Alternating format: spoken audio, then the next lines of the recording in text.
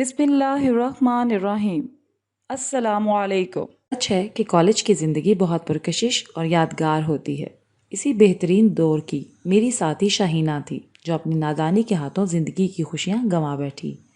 شاہینہ بہت ذہین لڑکی تھی۔ اسے خالق نے حسن کی دولت بھی عطا کی جو اسے ساری کلاس میں منفرد بنائے رکھتی تھی۔ اس کا اپنا ایک الگ انداز تھا۔ پڑھائی کے علاوہ غیر نصابی سرگرمیوں میں بھی وہ سب سے آگے رہتی۔ کالج ہو یا کلاس روم یا کھیل کا میدان، کوئی اس سے سبقت نہ لے جا سکتا تھا۔ میں اپنی اس دوست پر فخر کیا کرتی تھی۔ بزرگوں کا یہ کہنا بالکل درست ہے کہ انسان کی حیات نصیب کے تابع ہوتی ہے، حسن اور دانائی کے نہیں۔ شاہینہ کی زندگی اس کہاوت کی جیتی جاگتی مثال ہو گئی۔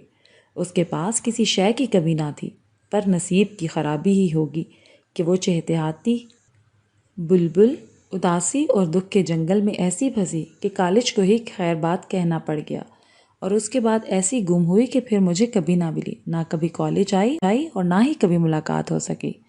اچانک اس نے اپنی ساری صحت مند سرگرمیاں چھوڑ دیں۔ ہر دم ہنسنے مسکرانے والی کے ہونٹ سل گئے۔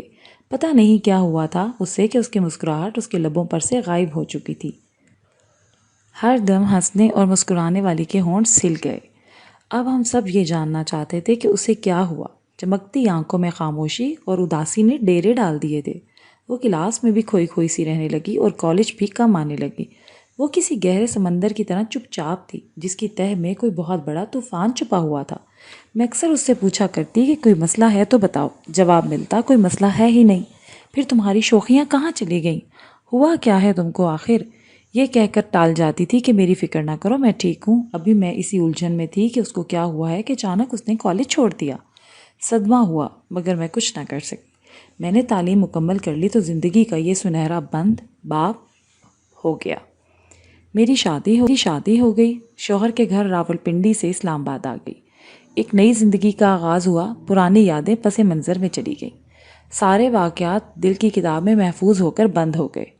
ایک روز میں چیک اپ کو ہاسپٹل گئی تو نرس کو دیکھ کر حیرت زدہ رہ گئی۔ یہ میری پیاری دوست شاہینہ ہی تو تھی۔ تم اور یہاں؟ میں نے پوچھا۔ تم کو تو ڈاکٹر بننا تھا، تم نرس کیسے بن گئی؟ کہنے لگی میں ڈیوٹی پر ہوں، یہاں تمہارے سوالات کے جوابات نہیں دے سکتی، کبھی باہر ملیں گے تو بتا دوں گی۔ میں نے اس کو اپنا ایڈریس بتایا۔ کچھ دنوں بعد وہ مجھ سے ملنے آئی۔ گزرے دنوں سے شناسائی کا سفر منتوں گزرا ہوا کچھ ہی منٹوں میں طے کر لیا۔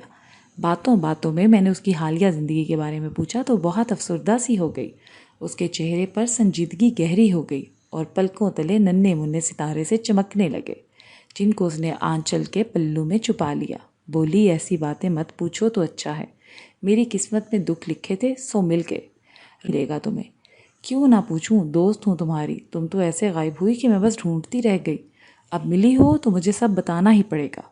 کہنے لگی سارا، مانو کہ ہر دور میں انسان طالب علم ہی رہتا ہے، وہ وقت کے ہاتھوں بہت کچھ سیکھتا ہے اور سیکھتا ہی رہتا ہے۔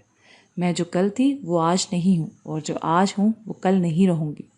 میں نے جو سوچا جو چاہا سب کچھ اس کے برعکس ہو گیا۔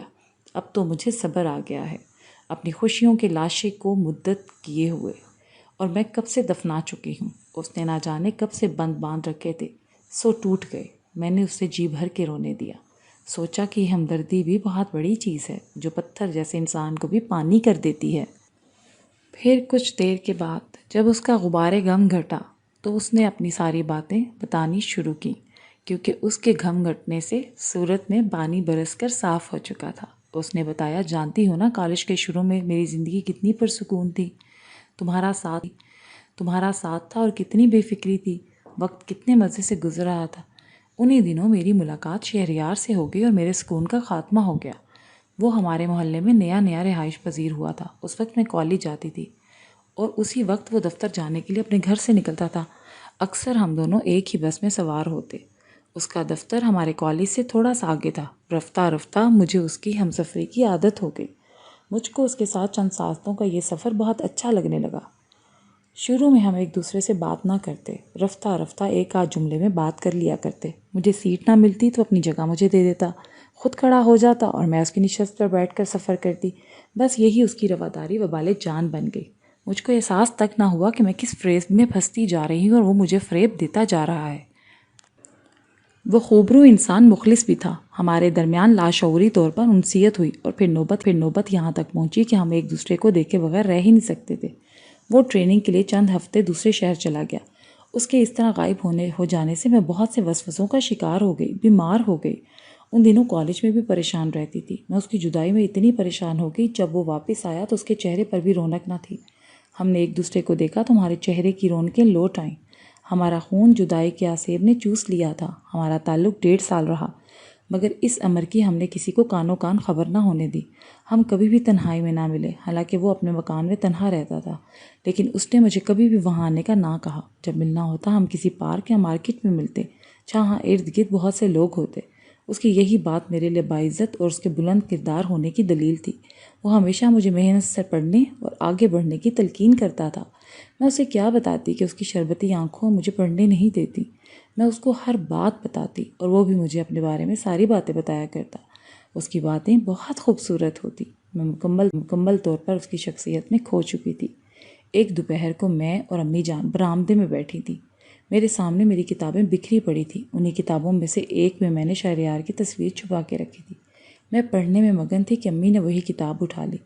تصویر اور راکھ میں سے فرش پر جا گری۔ امی نے تصویر دیکھ کر پوچھا، یہ کس کی ہے؟ میں نے کہا، مجھے نہیں معلوم کون ہے، کالج سے آتے ہوئے رستے میں پڑی تھی، میں نے اٹھا کر کتاب میں رکھ لی۔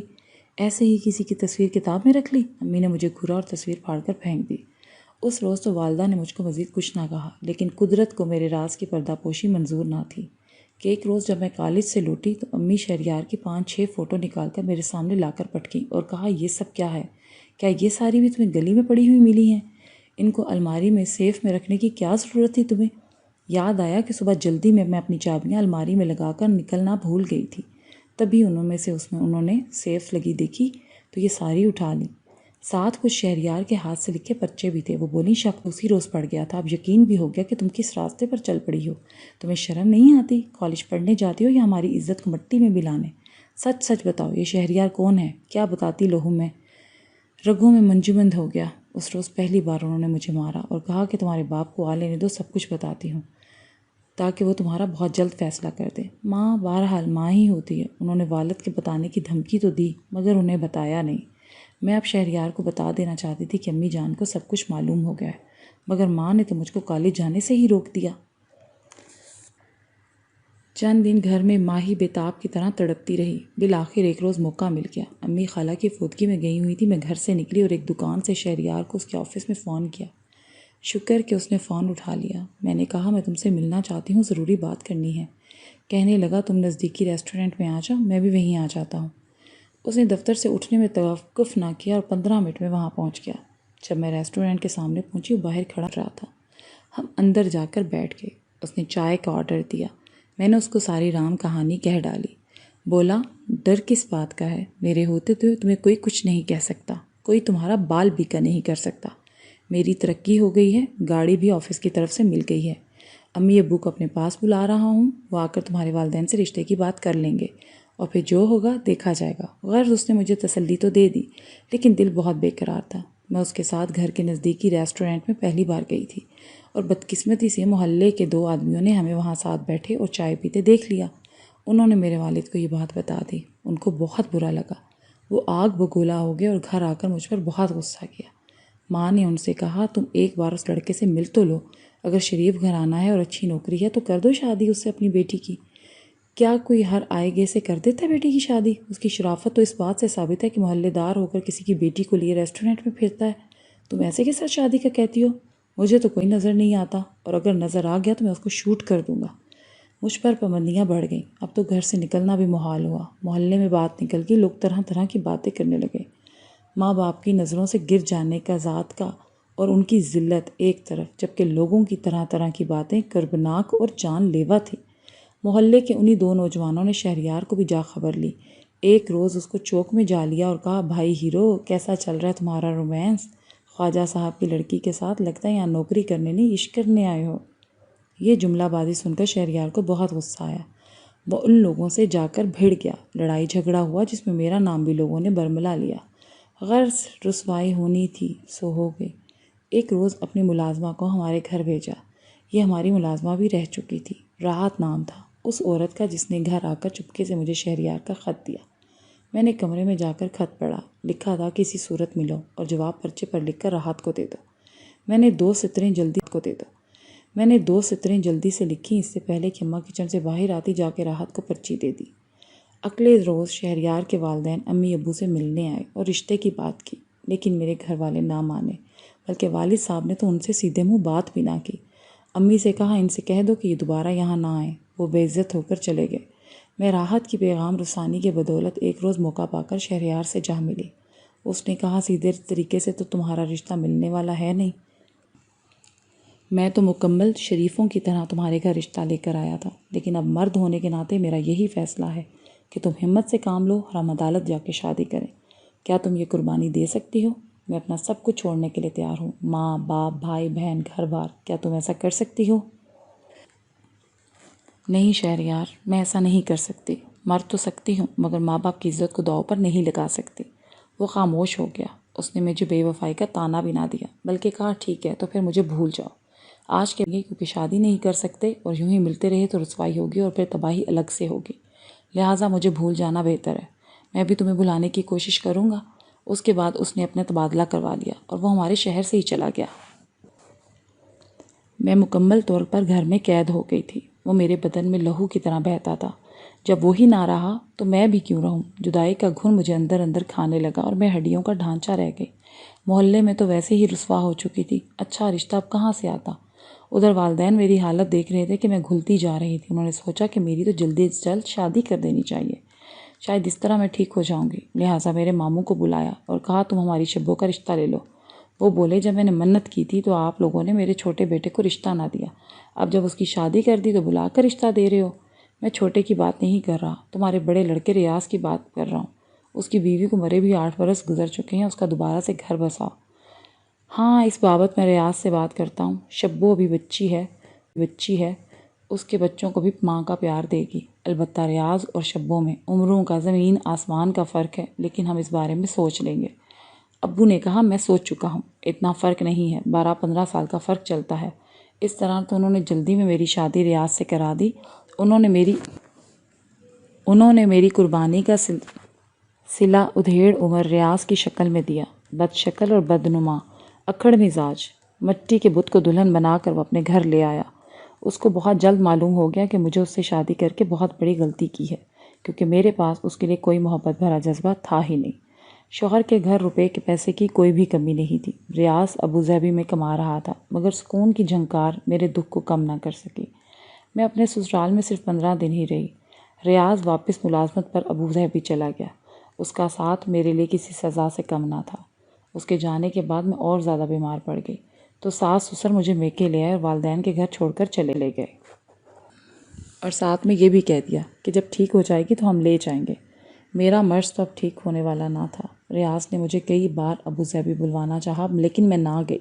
اس نے سال بھر خرچہ بھیجا اور پھر مجھے خرچہ بھیجنا بھی بند کر دیا اور مجھ سے کوئی ناطہ نہ رکھا۔ میں اب والدین کے پاس ہوں، نرسنگ کا ڈپلومہ کیا ہے اور نوکری کر رہی ہوں، خود کما رہی ہوں اور زندگی کی گاڑی کھینچ رہی ہوں۔ مجھے اس کی داستانِ غم سن کر بہت دکھ ہوا۔ وہ تھوڑی دیر بعد چلی تو گئی اور میں سوچتی رہ گئی کہ شہینہ صحیح تھی یا اس کے والدین نے صحیح فیصلہ کیا۔ اس بابت کوئی کیا انصاف کرے گا؟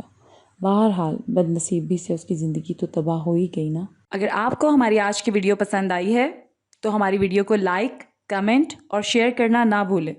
اس کے علاوہ اگر آپ نے ابھی تک ہمارے چینل کو سبسکرائب نہیں کیا تو ہمارے چینل کو سبسکرائب کر دیں اور ساتھ میں بیل آئیکن کو پریس کر دیں تاکہ ہر آنے والی ویڈیو سب سے پہلے آپ تک پہنچ سکے۔ شکریہ۔